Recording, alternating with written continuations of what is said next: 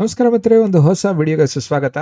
ಬನ್ನಿ, ಇವತ್ತು ಮಾತಾಡೋಣ ನಾವು ಧುರಂಧರ್ 2 ಅಥವಾ ಧುರಂಧರ್ ದ ರಿವೆಂಜ್ ಚಿತ್ರದ ಬಗ್ಗೆ. ಅಂದರೆ ಧುರಂಧರ್ ಪಾರ್ಟ್ 1 ಬಂದಿತ್ತಲ್ಲ ಡಿಸೆಂಬರ್ 5ನೇ ತಾರೀಕು, ಅದರ 2ನೇ ಅಧ್ಯಾಯ ಅಥವಾ 2ನೇ ಚಿತ್ರ, ಅದರ ಮುಂದುವರೆದ ಭಾಗ ಧುರಂಧರ್ ದ ರಿವೆಂಜ್ ಮಾರ್ಚ್ 19ನೇ ತಾರೀಕು ರಿಲೀಸ್ ಆಯಿತು ಎಲ್ಲ ಚಿತ್ರಮಂದಿರಗಳಲ್ಲಿ. ಮೊದಲೇ ನಾವು ಆಂಟಿಸಿಪೇಟ್ ಮಾಡಿರೋ ಹಾಗೆ ಅದು ಬ್ಲಾಕ್ ಬಸ್ಟರ್ ಆಗೋ ಎಲ್ಲ ಲಕ್ಷಣಗಳನ್ನ ಅದು ಸಕ್ಸಸ್ಫುಲ್ ಆಗಿ ತೋರಿಸಿದೆ ಅಂತಲೇ ಹೇಳ್ಬೋದು. ಮುಂಚೆ ಇದು ಮಾರ್ಚ್ 19ನೇ ತಾರೀಕು ಈ ಚಿತ್ರ ಯಶ್ ಅವರ ಟಾಕ್ಸಿಕ್ ಚಿತ್ರದ ಜೊತೆ ಅದು ಕ್ಲಾಶ್ ಆಗೋ ಒಂದು ಸಾಧ್ಯತೆಗಳಿತ್ತು. ಸೊ ನಿಮಗೆ ಎಲ್ಲರಿಗೂ ಗೊತ್ತಿರೋ ಹಾಗೆ ಟಾಕ್ಸಿಕ್ ಜೂನ್ 4ನೇ ತಾರೀಕಿಗೆ ಮುಂದೂಡಿ ಈಗ ಒಂದು ಕ್ಲೀನ್ ಫುಲ್ ಬ್ಲೋನ್ ರಿಲೀಸ್ ಧುರಂಧರ್ 2ಗೆ ಸಿಕ್ಕಿದೆ ಅಂತ ಹೇಳ್ಬೋದು. ಅದೇ ರೀತಿ ಅದು ಚಿತ್ರ ಕೂಡ ತುಂಬ ಪರಿಣಾಮಕಾರಿಯಾಗಿ ಅದು ಮೂಡಿ ಬಂದಿದೆ ಅಂತಲೇ ಹೇಳ್ಬೋದು. ಯಾಕಂದರೆ ನೀವು ನೋಡಿರೋ ಹಾಗೆ ಸುಮಾರು ಜನ ನೀವು ನೋಡಿರ್ತೀರ ಅಂದ್ಕೊಂಡಿದ್ದೀನಿ. ಇದನ್ನು ನಾನು ಒಂದು ರೀತಿ ಸ್ಪಾಯ್ಲರ್ಫುಲ್ ರಿವ್ಯೂ ಅಥವಾ ಸ್ಪಾಯ್ಲರ್ಫುಲ್ ಟಾಕ್ ಧುರಂಧರ್ ಚಿತ್ರದ ಬಗ್ಗೆ ಅಂತ ಅದಕ್ಕೆ ನಾನು ಬಯಸ್ತೀನಿ. ಚಿತ್ರವನ್ನು ನೀವು ನೋಡಿಲ್ಲ ಅಂತ ಅಂದರೆ ಈ ಕೂಡಲೇ ನೀವು ಸ್ಕಿಪ್ ಮಾಡಿ ವಿಡಿಯೋನ ನೀವು ನೋಡಿದ ಮೇಲೆ ಮತ್ತೆ ಬಂದು ನನ್ನ ವಿಡಿಯೋನ ನೋಡ್ಬೋದು. ಚಿತ್ರದ ಬಗ್ಗೆ ಹೇಳಬೇಕು ಅಂತ ಅಂದರೆ ತುಂಬ ಎಫೆಕ್ಟಿವ್ ಆಗಿ ಮೂಡಿಬಂದಿದೆ. ರಣವೀರ್ ಸಿಂಗ್ ಅವರ ಆ್ಯಕ್ಟಿಂಗ್ ಮಾತ್ರ ಇದರಲ್ಲಿ ಬಿಗ್ಗೆಸ್ಟ್ ಹೈಲೈಟ್ ಅಂತ ಹೇಳ್ಬೋದು. ಚಿತ್ರ ಶುರು ಆಗ್ತಿರೋ ಹಾಗೇ ಫಸ್ಟ್ ಹಾಫ್ ಆನ್ ಅವರ್ ಒಂದು ಸ್ಪೀಡ್ ರನ್ ರೀತಿ ನಿಮಗೆ ಒಂದು ಕಿಲ್ಲಿಂಗ್ ಮಷೀನ್ ಅನ್ನೋ ರೀತಿಯಲ್ಲಿ ಒಂದು ಸ್ಟಾರ್ಟಿಂಗ್ ಒಂದು ಹಾಫ್ ಆನ್ ಅವರ್ ನಿಮಗೆ ಬರುತ್ತಲ್ಲ ಸೀನ್ಸು, ತುಂಬ ಎಫೆಕ್ಟಿವ್ ಆಗಿ ಮೂಡಿಬಂದಿದೆ. ಯಾವುದೋ ಒಂದು ಗೇಮ್ ಈಗ ರೀಸೆಂಟಾಗಿ ಈಗ ರೆಸಿಡೆಂಟ್ ಇವಿಲ್ 9 ಅಂತ ಒಂದು ಗೇಮ್ ಬಂದಿದೆ. ಅದರಲ್ಲಿ ಒಬ್ಬ ಲಿಯಾನ್ ಕೆನಡಿ ಅಂತ ಒಂದು ಕ್ಯಾರೆಕ್ಟರ್ ಇದೆ. ಸೊ ಅವನು ಆಡ್ತಾ ಇರೋ ರೀತಿ ನನಗೆ ಅನ್ನಿಸ್ತು. ಅಂದರೆ ಅಷ್ಟು ಎಫೆಕ್ಟಿವ್ ಆಗಿ ಅದನ್ನು ಕೊರಿಯೋಗ್ರಾಫ್ ಮಾಡಿದ್ದಾರೆ, ಅಂದರೆ ಆ್ಯಕ್ಷನ್ ಕೊರಿಯೋಗ್ರಾಫಿನ ಮಾಡಿದ್ದಾರೆ ಅಂತ ಹೇಳ್ಬೋದು. ಆಮೇಲೆ ಮೇಯ್ನ್ ಚಿತ್ರದ ಕಥಾವಸ್ತು ಬಗ್ಗೆ ಹೇಳಬೇಕು ಅಂತಂದರೆ ಈ ಚಿತ್ರದಲ್ಲಿ ಒಂದು ಬ್ಯಾಕ್ ಸ್ಟೋರಿ ಕೊಟ್ಟಿದ್ದಾರೆ. ಈಗ ರಣವೀರ್ ಸಿಂಗ್ದು ಬ್ಯಾಕ್ ಸ್ಟೋರಿ ಏನಿತ್ತು ಅದನ್ನು ಕ್ಲಿಯರಾಗಿ ತೋರಿಸಿದ್ದಾರೆ. ಧುರಂಧರ್ 1ನಲ್ಲಿ ಅದನ್ನು ಆ ಬ್ಯಾಕ್ ಸ್ಟೋರಿ ಬಗ್ಗೆ ಜಾಸ್ತಿ ಪ್ರಾಮುಖ್ಯತೆನ ಕೊಟ್ಟಿರಲಿಲ್ಲ.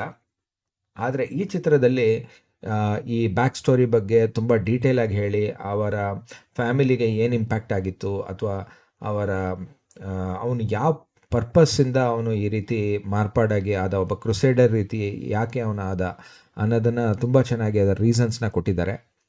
ಅದಲ್ಲದೆ ಚಿತ್ರದ ಮುಂದಿನ ಭಾಗದಲ್ಲಿ ಅಂದರೆ ಒಂದು 40 ಮಿನಿಟ್ಸ್ ಇದೆಲ್ಲ ನಡೆದ ಮೇಲೆ ಆಮೇಲೆ ಅವನು ಹೇಗೆ ರೈಸ್ ಆಗ್ತಾನೆ, ರಿಮೈನಿಂಗ್ ಈಗ ರೆಹಮಾನ್ ಡಕೇತ್ ಅನ್ನೋ ಒಬ್ಬ ಟೆರರಿಸ್ಟ್ ಅಥವಾ ಒಬ್ಬ ಮುಖ್ಯಸ್ಥ, ಪಾಕಿಸ್ತಾನಲ್ಲಿರೋ ಒಬ್ಬ ಮುಖ್ಯಸ್ಥ ಅವನ್ನ ಫಿನಿಷ್ ಮಾಡಿ ಅಂದರೆ ಅದನ್ನ ಎಲಿಮಿನೇಟ್ ಮಾಡಿದ ಮೇಲೆ ಮಿಕ್ಕಿದ ಎಲ್ಲ ಅಲ್ಲಿ ಇದ್ದಿದ್ದ ಪೊಲಿಟಿಷಿಯನ್ಗಳಾಗಲಿ ಅಥವಾ ಅವನ ಯಾರು ಎದುರಾಳಿಗಳಿರ್ತಾರೋ ಪಾಕಿಸ್ತಾನದಲ್ಲಿ, ಸೊ ಅವನ್ನೆಲ್ಲ ಒಬ್ಬೊಬ್ಬರಾಗಿ ಯಾವ ರೀತಿ ಎಲಿಮಿನೇಟ್ ಮಾಡ್ತಾನೆ ಅನ್ನೋದನ್ನೇ ಕಥಾವಸ್ತುವಾಗಿ ಒಂದು ಸ್ವಲ್ಪ ಮುಂದೆ ತೊಗೊಂಡೋಗುತ್ತೆ ಕತೆ.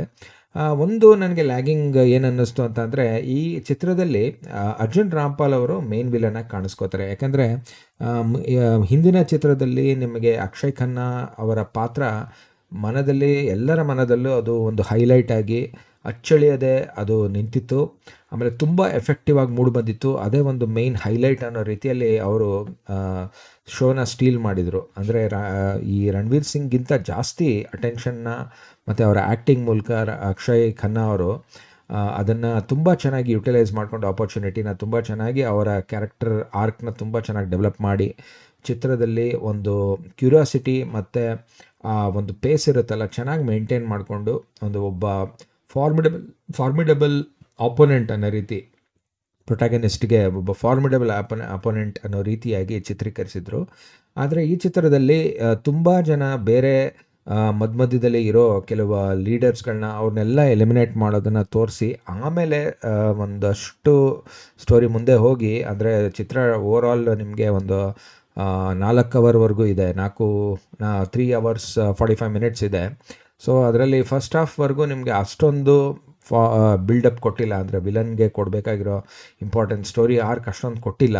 ಯಾಕಂದರೆ ಮಿಕ್ಕಿದ್ದು ಬೇರೆ ಕ್ಯಾರೆಕ್ಟರ್ಸ್ನೆಲ್ಲ ಡೆವಲಪ್ ಮಾಡಿ ಅಂದರೆ ಅವ್ರನ್ನ ಹೇಗೆ ಎಲಿಮಿನೇಟ್ ಮಾಡ್ದ ಅಂತ ಒಂದೊಂದಾಗಿ ತೋರಿಸ್ಬೇಕಾಗಿತ್ತು ಅವರು. ಆಮೇಲೆ ಸೆಕೆಂಡ್ ಹಾಫಿಂದ ಈ ಅರ್ಜುನ್ ರಾಮ್ಪಾಲ್ ಅವರು ಅಂದರೆ ಮೇನ್ ಆ್ಯಂಟೋಗನಿಸ್ಟ್ ಏನಿದ್ದಾರೆ ಅವ್ರ ಬಗ್ಗೆ ಮಾತಾಡೋಕ್ಕೆ ಸ್ಟಾರ್ಟ್ ಮಾಡ್ತಾರೆ, ಅಥವಾ ಅವರ ಸೀನ್ಸ್ಗಳು ಜಾಸ್ತಿ ಬರುತ್ತೆ. ಅದಲ್ಲದೆ ಅದರಲ್ಲಿ ಕೆಲವು ಅವರ ಅರ್ಜುನ್ ರಾಮ್ಪಾಲ್ ಮತ್ತು ಅವ್ರ ತಂದೆ ಕ್ಯಾರೆಕ್ಟರ್ ಮಧ್ಯೆ ಇರೋ ಕೆಲವು ಸೀನ್ಸ್ ಸ್ವಲ್ಪ ಲ್ಯಾಗಿ ಅನ್ನಿಸ್ತು ನನಗೆ.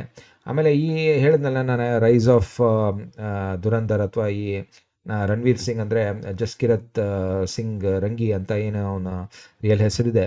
ಸೊ ಒಬ್ಬೊಬ್ಬರನ್ನಾಗೆ ಎಲಿಮಿನೇಟ್ ಮಾಡೋದು, ಆ ಪೋರ್ಷನ್ ಕೂಡ ನನಗೆ ಒಂದು ಸ್ವಲ್ಪ ಲ್ಯಾಗಿ ಅನ್ನಿಸ್ತು. ಬಟ್ ಯಾವಾಗ ಅವರ ಫ್ರೆಂಡ್ ಒಬ್ಬ ಹಳ್ಳಿಯಿಂದ ವಾಪಸ್ ಬರ್ತಾನೆ, ಪಾಕಿಸ್ತಾನಕ್ಕೆ ಬರ್ತಾನೆ, ಅವನೊಬ್ಬ ಡ್ರಗ್ ಅಡಿಕ್ಟ್ ಆಗಿ ಬರ್ತಾನಲ್ಲ, ಅಲ್ಲಿಂದ ಮತ್ತೆ ಪೇಸ್ ಪಿಕಪ್ ಆಗುತ್ತೆ ಚಿತ್ರ.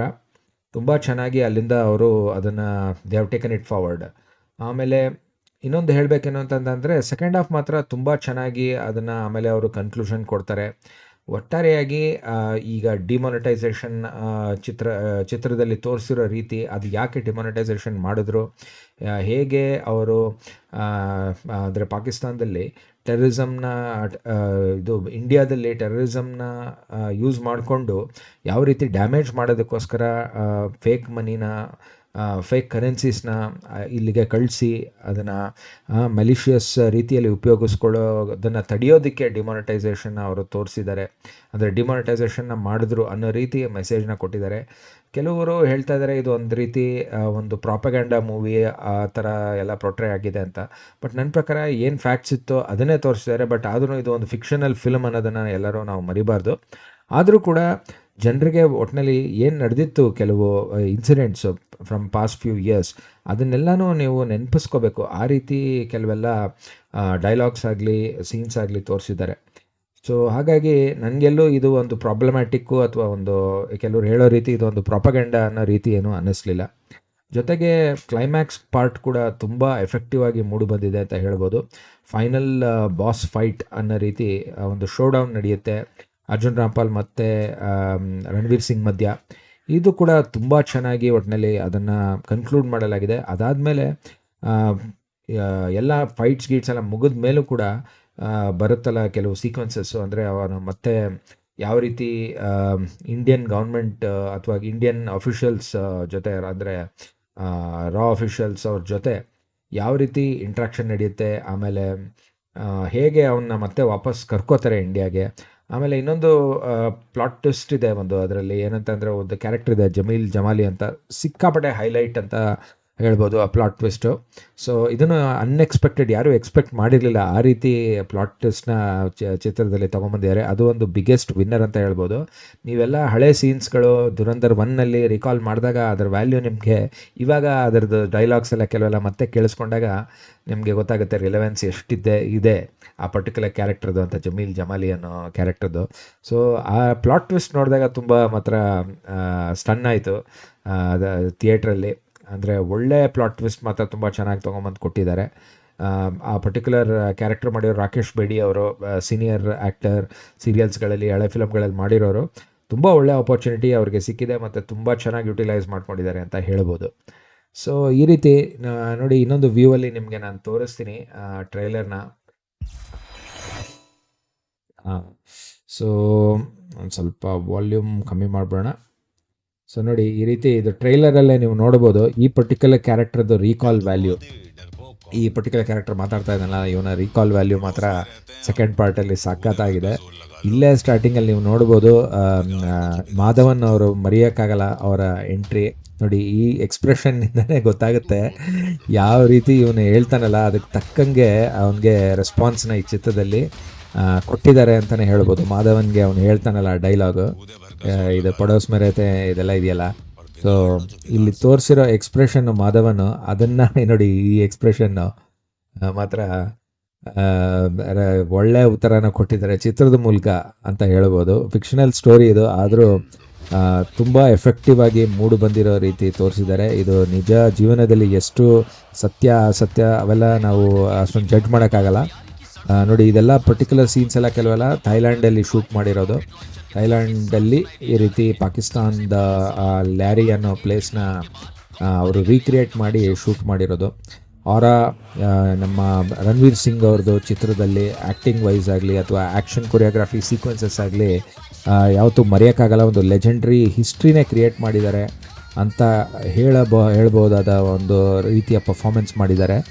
ಈ ನಿಮ್ಮ ಪದ್ಮಾವತ್ ಚಿತ್ರದಲ್ಲಿ ಹಿಂದಿನ ಒಂದು ಅವರ ಕ್ಯಾರೆಕ್ಟರ್ ಇತ್ತಲ್ಲ, ಒಂದು ಅದ್ಯಾವುದು ಕಿಲ್ಜಿದ ಪಾತ್ರ, ಆಂಟೋಗನಿಸ್ಟ್ ಪಾತ್ರ ಮಾಡಿದ್ರಲ್ಲ, ಆ ಪಾತ್ರದಲ್ಲಿ ಇರೋ ರೀತಿ ಅದಕ್ಕಿಂತ ಚೆನ್ನಾಗಿ ಇದರಲ್ಲಿ ಇನ್ನೂ ತುಂಬ ಚೆನ್ನಾಗಿ ತೋರಿಸಿ ಮೂವ್ ಮಾಡಿದ್ದಾರೆ ಅಂತ ಹೇಳ್ಬೋದು. ಈ ಚಿತ್ರದಲ್ಲಿ ಒಂದು ರೀತಿ ಅರ್ಜುನ ಮತ್ತು ಕೃಷ್ಣ ಆ ರೀತಿ ಕ್ಯಾರೆಕ್ಟರ್ಸ್ನ ಪ್ಲೇ ಮಾಡಿರೋದು ಮಾಧವನ್ ಮತ್ತು ರಣವೀರ್ ಸಿಂಗ್ ಅಂತ ಹೇಳ್ಬೋದು ಚಿತ್ರದಲ್ಲಿ. ಆಮೇಲೆ ಇನ್ನೊಂದು ಏನು ಹೇಳಬೇಕಂದ್ರೆ ಸಂಜಯ್ ದತ್ ಅವರು ಕೂಡ ಈ ಚಿತ್ರದಲ್ಲಿ ಅವ್ರದ್ದು ಸಬ್ಸ್ಟ್ಯಾನ್ಷಿಯಲ್ ರೋಲ್ ಇದೆ. ಸುಮಾರು ಒಳ್ಳೊಳ್ಳೆ ಸೀನ್ಸ್ಗಳು ಮತ್ತು ಒಳ್ಳೊಳ್ಳೆ ಡೈಲಾಗ್ಗಳು ಕೂಡ ಅವ್ರಿಗೆ ಕೊಟ್ಟಿದ್ದಾರೆ. ತುಂಬ ಚೆನ್ನಾಗಿ ಆ್ಯಕ್ಟಿಂಗ್ ಇರುವಂತಹ ಸ್ಕೋಪ್ ಇರುವಂತಹ ಒಂದು ಒಳ್ಳೆ ರೋಲ್ನ ತುಂಬ ಚೆನ್ನಾಗಿ ಯೂಟಿಲೈಸ್ ಮಾಡ್ಕೊಂಡಿದ್ದಾರೆ ಅಂತ ಹೇಳ್ಬೋದು. ಚಿತ್ರದ ಸಾಂಗ್ಸ್ ಕಡೆ ಹೇಳಬೇಕು ಅಂತ ಅಂದರೆ ಸಾಂಗ್ಸ್ ಕೂಡ ಇದರಲ್ಲಿ ಈ ಆರ್ಯಾನ ಈ ಸಾಂಗ್ ಇದೆಯಲ್ಲ, ಅದು ತುಂಬ ಸಕ್ಕದಾಗಿ ಮೂಡಿ ಬಂದಿದೆ ಅಂತ ಹೇಳ್ಬೋದು. ಯಾಕಂದರೆ ಟೈಟಲ್ ಟ್ರ್ಯಾಕ್ ಏನಿತ್ತು ಧುರಂಧರ್ ಪಾರ್ಟ್ 1ನಲ್ಲಿ ಆ ಲೆವೆಲ್ಗೆ ಇದೆ ಅಂತ ಹೇಳ್ಬೋದು. ಈ ಆರಿ ಅನ್ನೋ ಸಾಂಗು ಅದೇ ಈ ಚಿತ್ರದ ಮೇಯ್ನ್ ಹೈಲೈಟ್ ಸಾಂಗ್ ಅಂತ ಹೇಳ್ಬೋದು. ಅದು ಬಿಟ್ಟರೆ ನೆಕ್ಸ್ಟು ಒಂದು ಸಾಂಗ್ ಇದೆ ಚಿತ್ರದಲ್ಲಿ. ಕೊನೆ ಅವರು ರಣವೀರ್ ಸಿಂಗ್ ಊರಿಗೆ ವಾಪಸ್ ಹೋದಾಗ ತನ್ನ ಪೇರೆಂಟ್ಸ್ನ ಮೀಟ್ ಮಾಡೋದಕ್ಕೆ ಅಂತ ಅಂದ್ಬಿಟ್ಟು ಅವರು ಹೋಗ್ತಾರಲ್ಲ, ಆವಾಗ ಒಂದು ಬ್ಯಾಕ್ಗ್ರೌಂಡಲ್ಲಿ ಒಂದು ಸಾಂಗ್ ಪ್ಲೇ ಆಗುತ್ತೆ. ಆ ಸಾಂಗ್ ಕೂಡ ತುಂಬ ಎಫೆಕ್ಟಿವ್ ಆಗಿ ಅದು ಮನ ಕಲುಕುವಂತಹ ಒಂದು ರೀತಿಯ ಸಾಂಗ್ನ ಕಂಪೋಸ್ ಮಾಡಿದ್ದಾರೆ ಮತ್ತು ಅದನ್ನ ರೆಂಡರ್ ಮಾಡಿದ್ದಾರೆ ಅರಿಜಿತ್ ಸಿಂಗ್ ಅವರು. ನಿಜವಾಗ್ಲೂ ಅವರು ರಿಟೈರ್ ಆಗೋ ಇದನ್ನು ಮಾತನ್ನ ಬಿಟ್ಬಿಡ್ಬೇಕು. ಯಾಕಂದರೆ ಈ ಥರ ಸಿಂಗರ್ನ ಇಂಡಿಯಾ ಈಗಲೇ ಕಳ್ಕೊಳ್ಳೋಕೆ ಇಷ್ಟಪಡೋದಿಲ್ಲ. ಸೊ ಹಾಗಾಗಿ ಅಷ್ಟು ಚೆನ್ನಾಗಿ ಅದನ್ನು ರೆಂಡರ್ ಮಾಡಿದ್ದಾರೆ ಸಾಂಗ್ನ.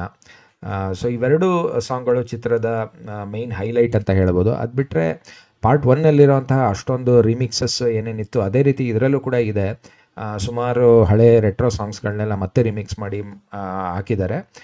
ಆಮೇಲೆ ಒಂದು ವೈರಲ್ ಸಾಂಗ್ ಆಗಿತ್ತಲ್ಲ, ಅದೇ ರೀತಿ ಇನ್ನೊಂದು ದೀದಿ ಅಂತ ಈ ಸಲ ಮಾಡಿದ್ದಾರೆ. ಅದು ಒಂದು ಹಳೆ ನೋನ್ ಸಾಂಗೇನೆ. ಅದನ್ನು ಯೂಸ್ ಮಾಡಿಕೊಂಡು ಮತ್ತೆ ಶೆರೆ ಬಲೋಚ್ ಅಂತ ಅವನಿಗೆ ಟೈಟಲ್ ಕೊಡುವಾಗ ಯಾವ ರೀತಿ ಅಕ್ಷಯ್ ಖನ್ನಾ ಕೊಟ್ಟಿದ್ರು ಆ ರೀತಿ ಇವ್ರಿಗೆ ರಣವೀರ್ ಸಿಂಗ್ ಕೊಟ್ಟಾಗ ಆ ಸಾಂಗ್ ಪ್ಲೇ ಆಗುತ್ತೆ. ಸೊ ಅದು ಎಲ್ಲ ತುಂಬ ಎಫೆಕ್ಟಿವ್ ಆಗಿ ಮೂಡಿ ಬಂದಿದೆ ಅಂತ ಹೇಳ್ಬೋದು. ಒಟ್ಟಾರೆಯಾಗಿ ಓವರಾಲ್ ಪಾರ್ಟ್ 1 ಸಾಂಗ್ಸ್ ಏನಿತ್ತು ಅದನ್ನು ಎಕ್ಸಾಕ್ಟಾಗಿ ಮ್ಯಾಚ್ ಮಾಡದೆ ಹೋದ್ರೂ ಪರವಾಗಿಲ್ಲ, ಕೆಲವು ಈ ಸಾಂಗ್ ರೆಂಡಿಷನ್ಸ್ಗಳೆಲ್ಲ ಚೆನ್ನಾಗಿ ಬಂದಿದೆ ಅಂತ ಹೇಳ್ಬೋದು. ಬನ್ನಿ ಮುಂದೆ ಟ್ರೈಲರ್ನ ಮಿಕ್ಕಿದ್ದು ನೋಡೋಣ. ಏನಾದರೂ ಸೀಕ್ವೆನ್ಸಸ್ ಬಂದರೆ ಅದ್ರ ಬಗ್ಗೆ ನಾನು ಹೇಳ್ಬೋದು ನಿಮಗೆ. ಮಾಧವನ್ ಕೂಡ ಈ ಚಿತ್ರದ one of the major highlight ಅನ್ಬೋದು. ಈ ಪರ್ಟಿಕ್ಯುಲರ್ ಸೀಕ್ವೆನ್ಸ್ ಕೂಡ ಚಿತ್ರದಲ್ಲಿ ತುಂಬ ಎಫೆಕ್ಟಿವ್ ಆಗಿ ತುಂಬ ಚೆನ್ನಾಗಿ ಮೂಡಿ ಬಂದಿದೆ ಅಂತ ಹೇಳ್ಬೋದು. ಒಂದು ಬಾಂಬ್ ಬ್ಲಾಸ್ಟ್ ಅಲ್ಲಿ ನಿಮಗೆ ಕಾಣಿಸುತ್ತಲ್ಲ ಅದು, ಆಮೇಲೆ ಟ್ರೈನಿಂಗ್ ಕೊಡ್ತಾ ಇರೋ ಕೆಲವು ಸೀಕ್ವೆನ್ಸಸ್ ಆಗಲಿ, ಅಂದರೆ ಆರ್ಮಿಯಲ್ಲಿ ಟ್ರೈನಿಂಗ್ ಕೊಡ್ತಾ ಇರೋ ಸೀಕ್ವೆನ್ಸಸ್ಸು, ಆಮೇಲೆ ಮೇನ್ ವಾರ್ ಫೈಟ್ಸು ಇವೆಲ್ಲ ನಡೆಯುತ್ತಲ್ಲ, ಇದು ಸ್ಟಾರ್ಟಿಂಗ್ ಫಸ್ಟ್ ಹಾಫ್ ಆನ್ ಅವರಲ್ಲಿ ಬರೋವಂಥ ಸೀನ್. ಅದು ಅವಾಗ ನೋಡಿದ್ರಲ್ಲ ನೀವು. ಇದಂತೂ ಈ ಪರ್ಟಿಕ್ಯುಲರ್ ಸೀನ್ ನೋಡಿ, ಬ್ಯಾಟ್ಮ್ಯಾನ್ ಥರ ಇದೆಯಲ್ಲ, ಇದು ಅಷ್ಟೇ ಕೂಡ ತುಂಬ ಎಫೆಕ್ಟಿವ್ ಆಗಿ ಮೂಡಿ ಬಂದಿರುವಂತಹ ಒಂದು ಸೀಕ್ವೆನ್ಸ್ ಇದು ಧುರಂಧರ್ ದ ರಿವೆಂಜಲ್ಲಿ. ಬ್ಯಾಟ್ಮ್ಯಾನ್ ನೀವು ಚಿತ್ರ ನೋಡಿದರೆ ಆ ಪರ್ಟಿಕ್ಯುಲರ್ ಸೀಕ್ವೆನ್ಸಿಂದ ಇನ್ಸ್ಪೈರ್ ಆಗಿರೋ ರೀತಿ ನಿಮ್ಗೆ ಅನಿಸುತ್ತೆ ಆ ಪರ್ಟಿಕ್ಯುಲರ್ ಈ ಫ್ರೇಮ್ನ ನೋಡಿದ್ರೆ. ಬಟ್ ನೆವರ್ದೆಲೆಸ್ ತುಂಬ ಚೆನ್ನಾಗಿ ಅದನ್ನು ಎಫೆಕ್ಟಿವ್ ಆಗಿ ಯುಟಿಲೈಸ್ ಮಾಡ್ಕೊಂಡಿದ್ದಾರೆ ಚಿತ್ರದಲ್ಲಿ ಅಂತ ಹೇಳ್ಬೋದು. ಓವರಾಲ್ ಚಿತ್ರದ ಸ್ಕ್ರೀನ್ ಲೆಂತ್ ನಿಮಗೆ ಒಂದು 3 hours 45 minutes ಇದೆ ಅಂತ ಹೇಳ್ಬೋದು. ನಾನು ಆವಾಗಲೇ ಹೇಳ್ದಂಗೆ. ಬಟ್ ಎಲ್ಲೂ ಕೂಡ ನಿಮಗೆ ತುಂಬ ಲ್ಯಾಗ್ ಆಗಿದೆ ಅಥವಾ ಬೋರ್ ಆಗಿದೆ ಅಂತ ಹೇಳಕ್ಕೆ ಬರೋದಿಲ್ಲ. ಅಷ್ಟು ಚೆನ್ನಾಗಿ ಚಿತ್ರನ ಅವರು ಮುಂದೆ ತೊಗೊಂಡೋಗಿದ್ದಾರೆ. ಖಂಡಿತ ಇದು ಸಾವಿರಾರು ಕೋಟಿ, ಅಂದರೆ 1350 crores ಏನೋ ಧುರಂಧರ್ 1 ಮಾಡಿತ್ತು. ಸೊ ಈ ಚಿತ್ರ ಆಲ್ಮೋಸ್ಟ್ ಇನ್ನೂ ಅದನ್ನು ಎಕ್ಸೀಡ್ ಮಾಡುತ್ತೆ ಅಂತಲೇ ಖಂಡಿತ ನಾವು ಹೇಳ್ಬೋದು. ಆಲ್ಮೋಸ್ಟ್ ಒಂದು 2 ತಿಂಗಳಾದರೂ ಮಿನಿಮಮ್ ಈ ಚಿತ್ರ ಈಗಿನ ಟೈಮಲ್ಲೂ ಕೂಡ ಇದು ಅಷ್ಟೇ ಚೆನ್ನಾಗಿ ಪರ್ಫಾರ್ಮ್ ಮಾಡುತ್ತೆ ಬಾಕ್ಸ್ ಆಫೀಸಲ್ಲಿ ಅಂತ ಹೇಳ್ಬೋದು. ಆಲ್ ಓವರ್ ದ ವರ್ಲ್ಡ್ ಇದು ಚೆನ್ನಾಗಿ ಪರ್ಫಾರ್ಮ್ ಮಾಡುತ್ತೆ. ಆಮೇಲೆ ಬೇರೆ ಭಾಷೆಗಳಲ್ಲೂ ಸೌತ್ ಇಂಡಿಯನ್ ಲ್ಯಾಂಗ್ವೇಜಸಲ್ಲಿ ಕೂಡ ಡಬ್ ಮಾಡಿದ್ದಾರೆ. ಕನ್ನಡದಲ್ಲೂ ನಾನು ಕೆಲವು ಟ್ರೈಲರ್ನ ನೋಡಿದೆ, ಅದರ ಸೀಕ್ವೆನ್ಸಸ್ ಎಲ್ಲ ತುಂಬ ಚೆನ್ನಾಗಿ ಅದನ್ನು ಡಬ್ಬಿಂಗ್ ಆರ್ಟಿಸ್ಟ್ ಕೈಲಿ ಮಾಡಿದ್ದಾರೆ. ತುಂಬ ಚೆನ್ನಾಗಿ ಮ್ಯಾಚ್ ಮಾಡಿದ್ದಾರೆ, ಒಳ್ಳೆ ಕಾಸ್ಟಿಂಗ್ ಮಾಡಿದ್ದಾರೆ ಡಬ್ಬಿಂಗ್ ಆರ್ಟಿಸ್ಟ್ ಕೈಲಿ. ಇದನ್ನು ಜಿಯೋ ಹಾಟ್ಸ್ಟಾರಲ್ಲಿ ಇದರ OTTಲಿ ರಿಲೀಸ್ ಆದಾಗ ನೋಡೋಕ್ಕೆ ತುಂಬ ಇಂಟ್ರೆಸ್ಟಿಂಗ್ ಆಗಿರುತ್ತೆ ಕನ್ನಡದ ಅವತರಣಿಕೆನ. ಆದರೆ ಒರಿಜಿನಲ್ ವಾಯ್ಸ್ಗಳಲ್ಲಿ ಈ ಚಿತ್ರನ ನೋಡಿದ್ರೆ ಉತ್ತಮ ಅಂತ ಅಂದ್ಕೋತೀನಿ. ಸೊ ಈ ರೀತಿಯ ಒಂದು ನ್ಯಾಷನಲ್ ಇಂಟಿಗ್ರೇಷನ್ ಮೆಸೇಜ್ ಇರುವಂಥ ಚಿತ್ರನ ಖಂಡಿತ ನೀವು ಥಿಯೇಟ್ರಲ್ಲೇ ನೋಡಿ ಎಂಜಾಯ್ ಮಾಡ್ಬೋದು ಅಂತ ನಾನು ರೆಕಮೆಂಡ್ ಮಾಡೋಕ್ಕೆ ಇಷ್ಟಪಡ್ತೀನಿ. ಸೊ ಇಷ್ಟಾಗಿತ್ತು ನನ್ನ ಇವತ್ತಿನ ಧುರಂಧರ್ 2 ದ ರಿವೆಂಜ್ ಚಿತ್ರದ ರಿವ್ಯೂ. ಸಿಗ್ತೀನಿ ನಿಮಗೆ ನಾನು ಇನ್ನೊಂದು ವಿಡಿಯೋದಲ್ಲಿ. ಅಲ್ಲಿಯವರೆಗೂ ನಮಸ್ಕಾರ.